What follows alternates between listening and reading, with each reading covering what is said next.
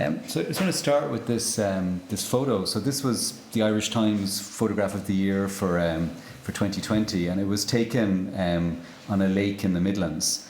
And it's a murmuration of starlings as they move from one base to another over an afternoon. And it looks, as you can see, it looks like a flock of birds forming a flock of birds. So the photographer had to take a video at the same time to show that this was not just a photoshopped creation, but actually something that occurred naturally in nature. Now, as students of Austrian economics, we know that that flock of birds is not a designed order. It's a spontaneous order created by the birds following certain rules of behavior. You know, you fly in the same direction, you roughly fly in the same speed as the birds around you, you don't bump into other birds, you don't bump into natural obstacles, and you end up, when you apply those rules, you end up with a flock of birds like that.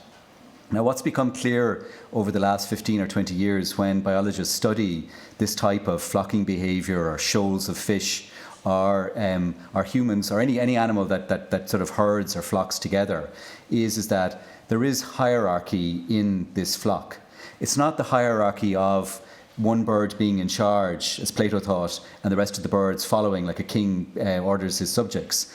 But the birds will look at other birds that have more experience, or better navigators, have shown success in the past, or older birds or whatever. I mean, they study them by putting little backpacks with GPS systems on the backs of pigeons. They just take super slow motion pictures of shoals of fish, and they can show this type of hierarchy and leadership. But that hierarchy is not a command leadership or birds following orders. It's birds naturally looking to more experienced animals and going, that guy knows what he's doing. I'm going to keep my eye on him and do what he's doing because I'm less likely to get into trouble doing that, and I might have a better chance of survival by doing that. So that there's this form of hierarchy within natural spontaneous orders may seem like a trivial insight. We know that orders are created by following rules in the natural spontaneous orders, but when we take that insight into hierarchy and we apply it to the firm, we can see that it creates a problem for conventional theories of the firm. When Williamson won the Nobel Prize for Economics in 2009, in his speech he claimed a clear distinction between the firm and the larger market order. He said that the larger market order is not conscious, it's created by autonomous adaptations, and he cites Hayek in that, with that reference to spontaneous orders. And then he said, but that's different to the firm because the firm is hierarchical. And he said that firms are planned and they're created by individuals ordering other individuals around. And he cited Chester Bernard with as being the source of that insight. So there's two problems with that theory. The first problem is that we can see that hierarchy is a feature of natural spontaneous orders, and there's nothing inconsistent with hierarchy and natural spontaneous orders. The second problem is that Bernard, even though he was dead, we now know didn't agree with him. So myself and Malcolm went into the Hayek and the Bernard archives, and what we found was that as soon as we know, the theory of spontaneous orders was first articulated by Michael Polanyi in The Logic of Liberty, which Hayek then seized upon.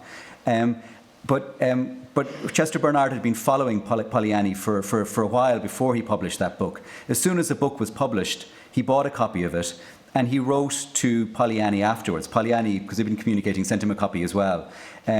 He read the book as soon as it came out, and he said that actually this is what I thought about organizations.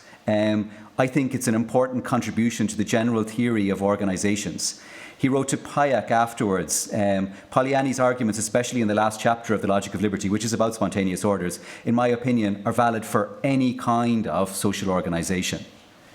And there's numerous other letters that we've cited in another article from the theory of from Hayek's from Chester Bernard's letters to Hayek, to Polanyi, to Bertrand de Juvenal, setting out the same theory over and over again. And specifically what he said in one of his letters was that when you look at the outcome of firm action, it often looks like it was planned and deliberately designed, but that is not the case. So Chester Bernard himself was an executive with AT&T in New Jersey, and the example he gave was from his own field. He said if you look at the telephone system in New York, every meter, every yard of it is mapped out, and it looks like it was incredibly intricately designed and planned. But he said it wasn't. He said it grew up over time as a reaction of the various decisions of people in the in the company, and no part of it was planned, and no part of it was the whole of it was not actually designed.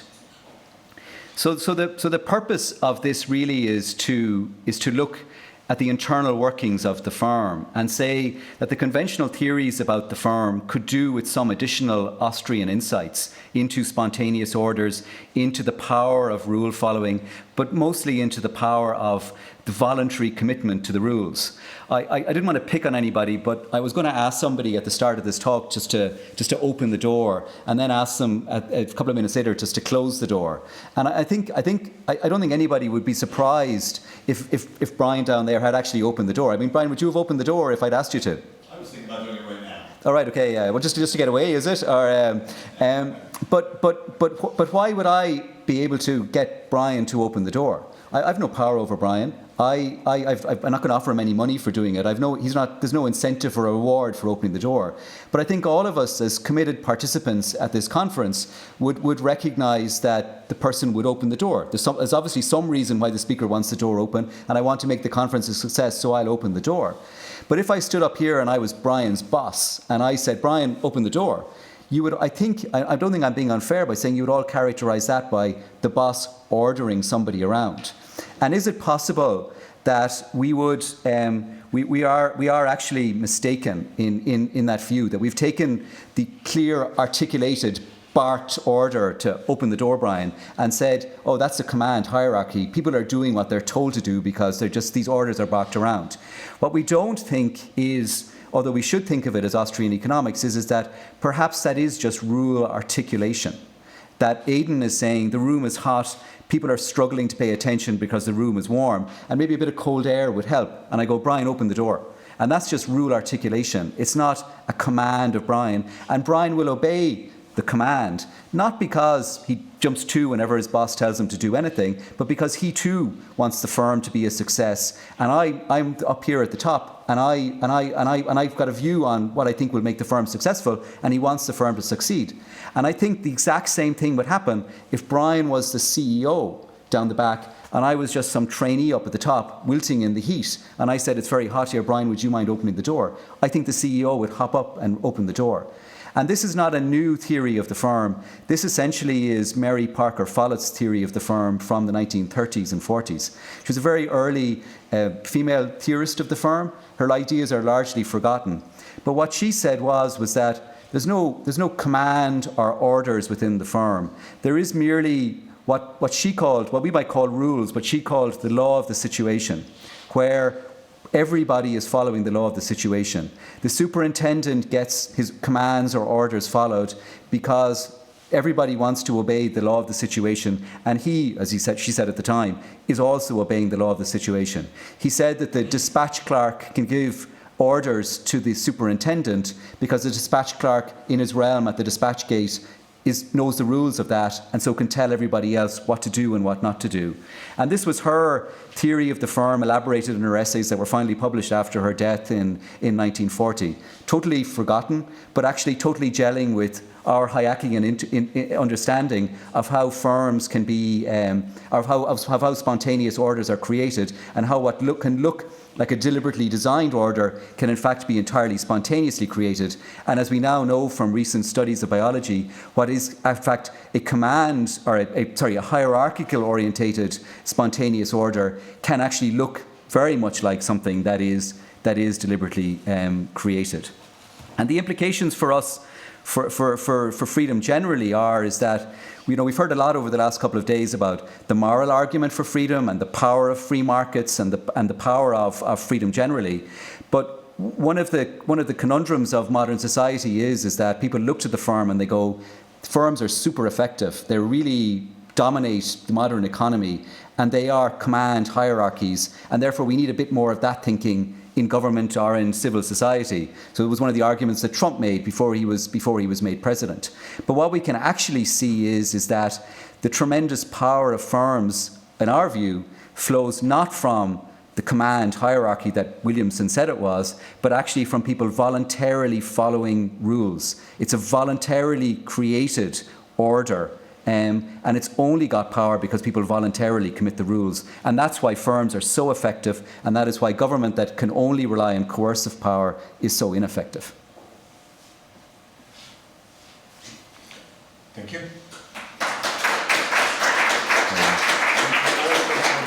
Conscious of time, especially. Please, the floor is yours. I bet there are questions, or... I wasn't sure if you were standing up to ask. I actually had a question. It strikes me as interesting. We look at the lack of a spontaneous hierarchy, or I guess a lack of a following of rules in a lot of media institutions and a lot of, I guess, woke politics. One I can think of off the top of my head is the New York Times, and I guess this new hierarchy that's been imposed on the newsroom.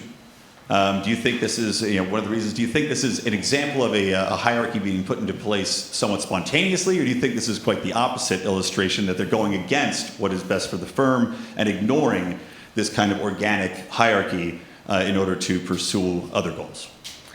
I mean, I think that firms are very complex institutions, and there's all kinds of subcultures in a firm. And so I work in EY, and you see the different layers of the firm, and you see tensions within a firm, and you go, we want to provide a good service. People want it to be profitable as well. And so what you find often is that there are these battles in the firm as to the primacy of rules. For the newsroom, the primacy of rules is the truth and get the newspaper out there. For other parts of the firm, it's about profit or even survival. And so what you're seeing in the New York Times, I think, is a battle between the primacy of the rules. It's not one side, coming down and beating up the other, because, people are free to do what they want. You'll find within the New York Times that lots of reporters will ignore the new rules. They just carry on doing it. And one of the interesting things that Chester Bernard said was that a challenge to the conventional command view was that he said in his book is that people don't disobey orders all the time within firms. You don't do what you're told. How is that consistent with the command view of hierarchy? But what people are doing is obeying what they think are the rules. And so the newsroom is still doing the right stuff. Or some people in the newsroom who are more ambitious are going, actually, I'm looking at what my boss is doing and I'm going to follow that. Who cares about the truth or the news or anything like that? I'm going to do it for maximum profit. And what you find then is this: it gets very difficult. And the reason it gets very difficult is for a reason that hierarchians understand, is because now when you meet a colleague, you don't know what rules they're going to follow, and so coordination breaks down, and you see all that tension come out in the publicity that comes out of somebody like the New York Times. Okay, more questions? And we have another one.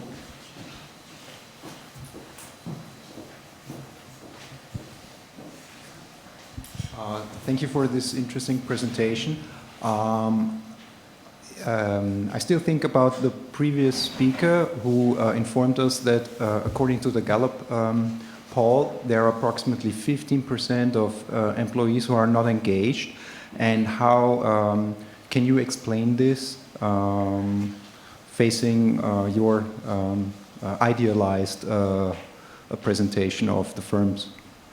So I think one of the power of the modern firm, or of any firm, is that you can get disengaged people to be quite effective. So I work with a lot of young people in the department, and when they arrive, they're relatively unsure of what they're doing, and often they're not very interested. They just want coming in to get a training contract.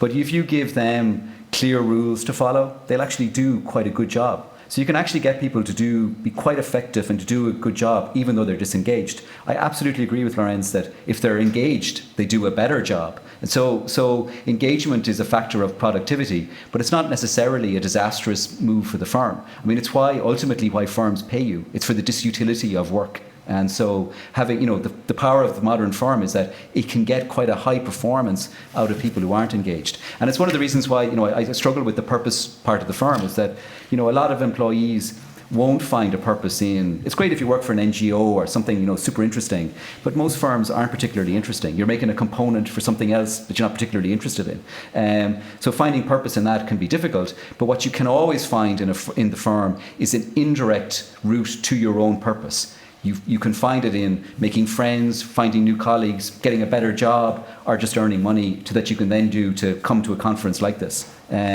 So the firm is most usually with people an indirect purpose to you achieving your goals as opposed to a direct purpose. Okay, I think we're running out of time. Thank you very much again.